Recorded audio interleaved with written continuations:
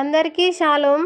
ఈరోజు చదవవలసిన దేవుని వాక్యము యెహెజ్కేలు 37వ అధ్యాయం నుండి 39వ అధ్యాయం వరకు. ఇందులో నుండి కొన్ని ప్రశ్నలు. మొదటి ప్రశ్న, ఆయనను గూర్చి అన్యజనులు ఏమని తెలుసుకొందురు? రెండవ ప్రశ్న, ఆయన వేటిని తెరచి తన ప్రజలను బయటికి రప్పించును? మూడవ ప్రశ్న, అతడు ప్రవచనమెత్తి వేటితో దేవుని మాట ఆలకించమని చెప్పాలి? నాలుగవ ప్రశ్న, మేఘము భూమిని కమ్మినట్లు ఇశ్రాయేలీల మీద వారు ఏ దినముల యందు పడెదరు? ఐదవ ప్రశ్న, అతడు అతనితో కూడా కలిసిన సమాజం అంతటిని అతడు ఏమి చేయాలి?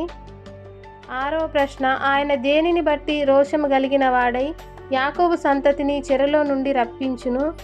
ఏడవ ప్రశ్న, ఆయన మాగోగు మీదికిని ద్వీపములలో నిర్విచారముగా నివసించు వారందరి మీదికిని ఏమి పంపించును? ఈ సమాధానాలు తెలిసిన వారు కామెంట్ బాక్స్లో తెలియజేయగలరు.